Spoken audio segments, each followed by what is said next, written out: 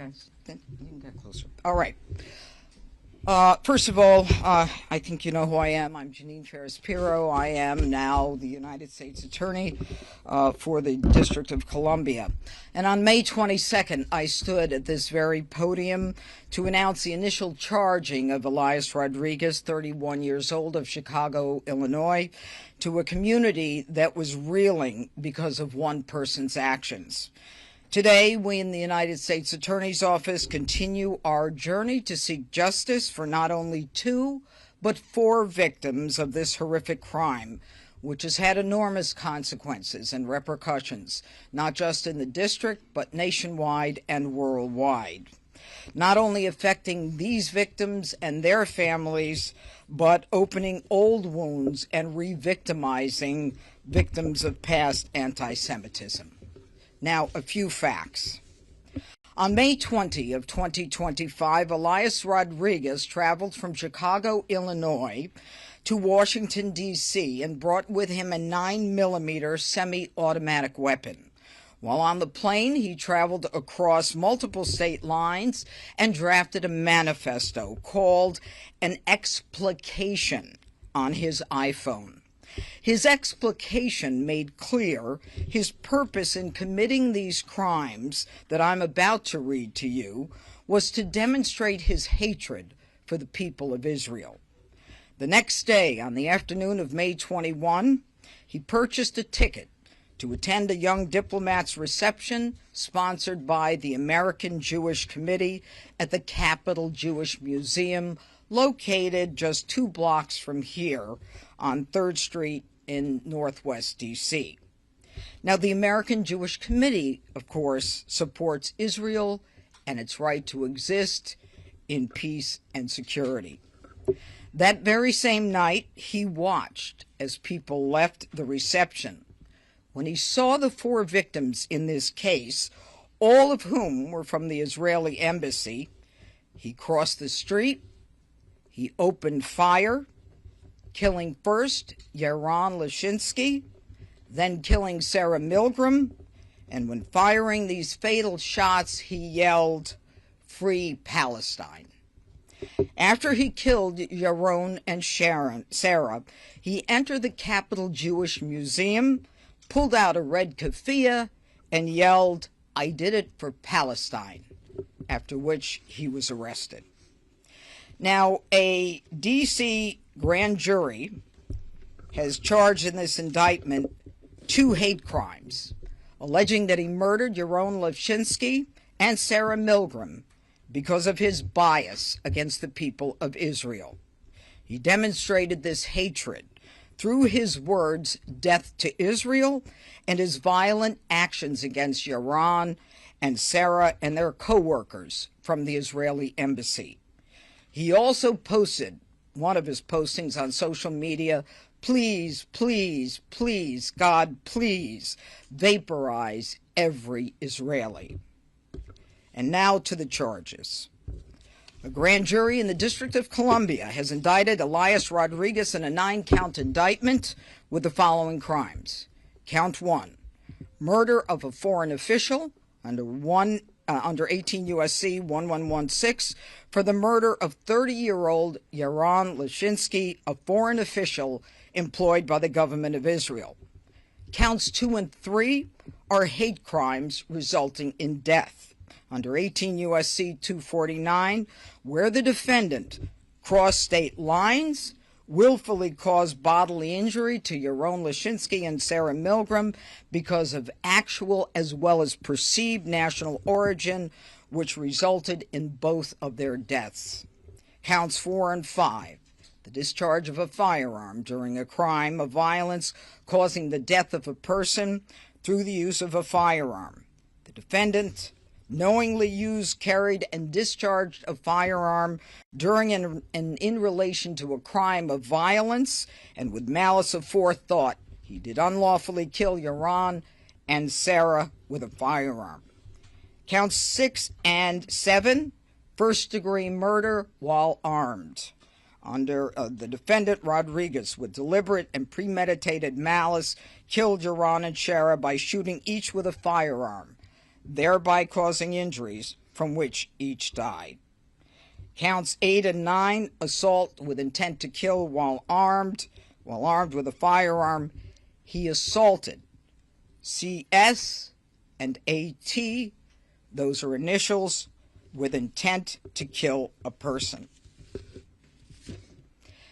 Attached to this indictment are further findings of the grand jury. It's designated as a notice of special findings under 18 U.S.C. 3591 and 92. This begins the statutory process and whether to seek the death penalty. This is a weighty decision. It takes time. There will be a rigorous process, after which the capital case section in the Attorney General's office will advise the Attorney General, and the Attorney General herself will make a decision regarding whether or not this office will seek death against Elias Rodriguez. In that regard, I think it's important to identify a specific special finding, and I direct your attention to, I believe it's paragraph 28. Rodriguez committed an offense against Sarah Milgram in an especially heinous and cruel and depraved manner, in that it involved serious physical abuse to Sarah Milgram, who was particularly vulnerable due to infirmity. Now, let me close by saying that prior to speaking to you today, I spoke with the parents of Yaron Lashinsky as well as Sarah Milgram.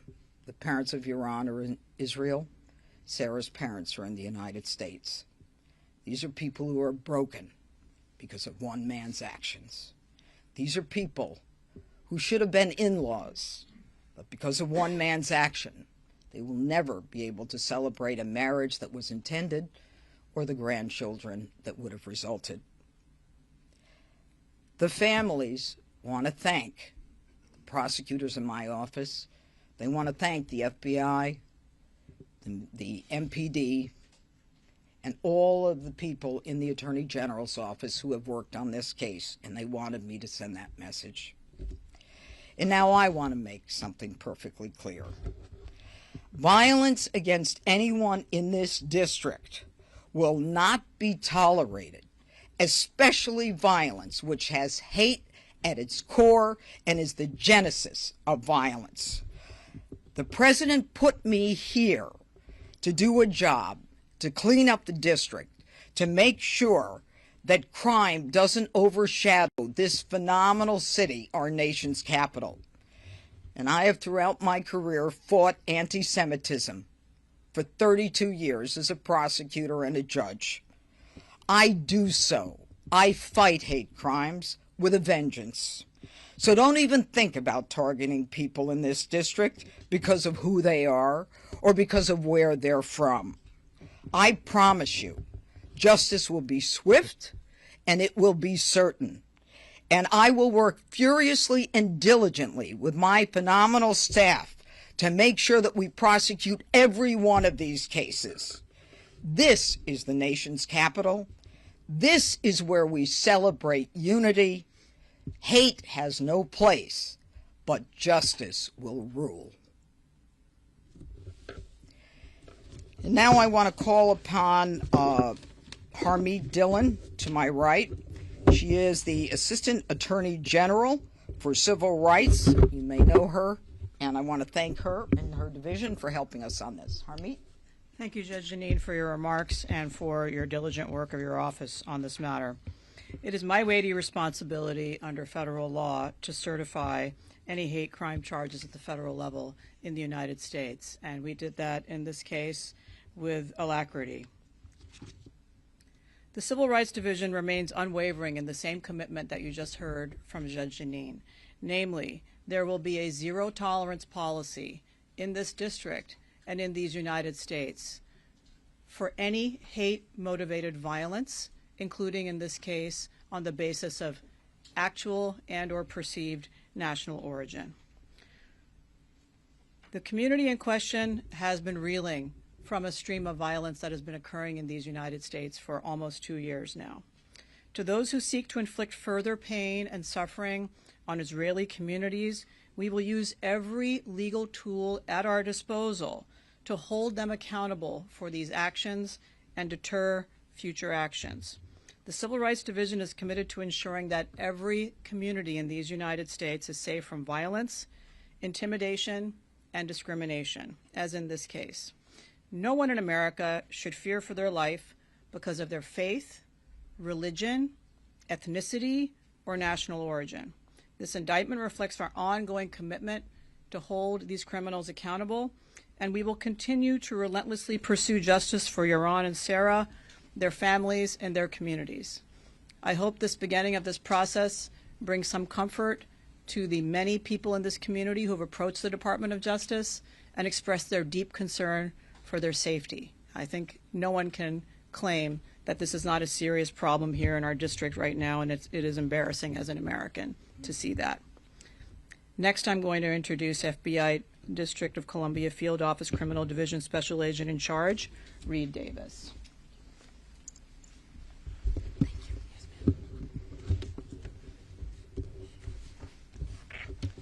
Thank you, Judge Pirro.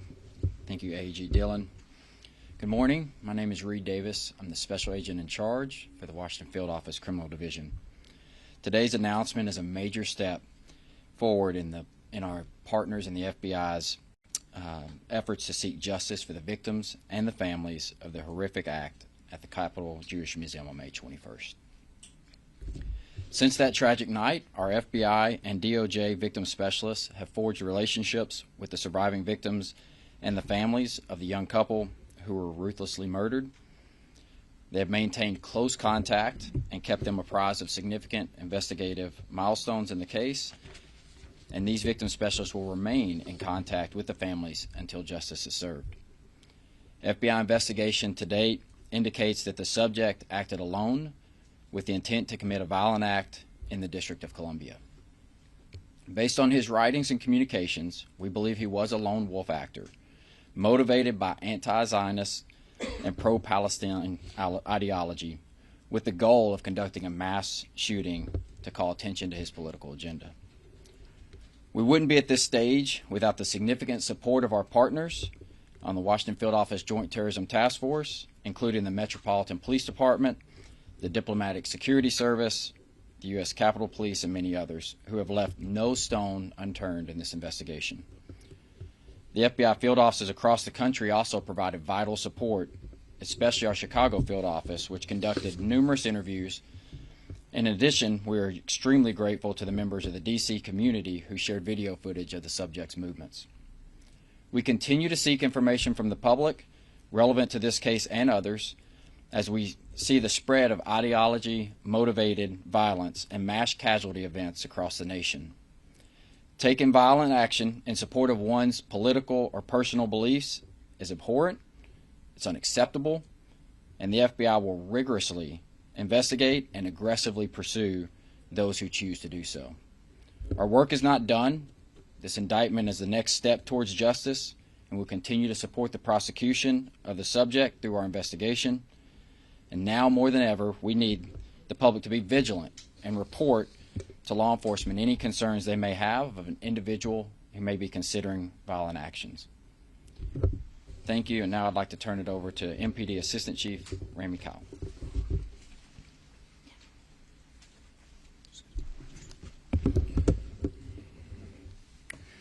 Good morning.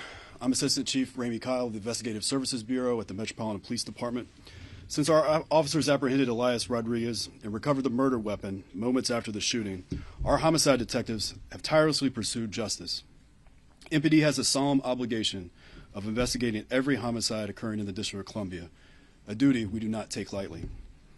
Our detectives work closely with our partners at the FBI Washington Field Office. As this case progressed and as the investigation traveled outside of our city and outside of our jurisdiction.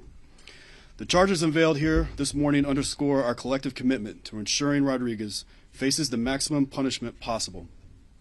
Calling this a shooting alone doesn't begin to describe the vicious and hateful attack. Rodriguez traveled halfway across the country, came to our city, with the intent to murder people simply because of who they are, what they believed, and where they came from. Hate has no place in our community. We continue to stand shoulder to shoulder with all those impacted by the loss of Yaron Lashinsky and Sarah Milgram. MPD strongly supports the religious community here in Washington, D.C. We have maintained a heightened presence at religious institutions, and we are in regular contact with leaders of all faiths and work to safeguard our houses of worship. As always, we remind our community to remain vigilant and immediately report any suspicious activity. I want to commend the dozens of MPD officers and fellow first responders that rushed to the Capitol Jewish Museum that night. These brave men and women, they did not know the nature of the threat they were running toward and acted swiftly to take this suspect into custody. I want to thank our partners here at the United States Attorney's Office and the FBI Washington Field Office for their commitment to pursuing justice. Every agency involved in this investigation has worked together seamlessly from the very beginning. And lastly, I want to express our gratitude to our local community for providing tips and video that helped our detectives with this case. I also want to thank our community for supporting our Jewish community in the face of this awful tragedy. Thank you, and I'll now turn it back to Judge Pirro. Thank you. Okay. Any questions? Ferris, can you clarify as far as the death penalty is concerned? Unclear. Are you recommending to the Attorney General that the DOJ go ahead with this death penalty designation, or is this something that you're saying flat out that you're seeking the death penalty? Okay. Thank you for the question. And what the special findings attached to the indictment, and if you get a copy of the indictment, you'll find it, is an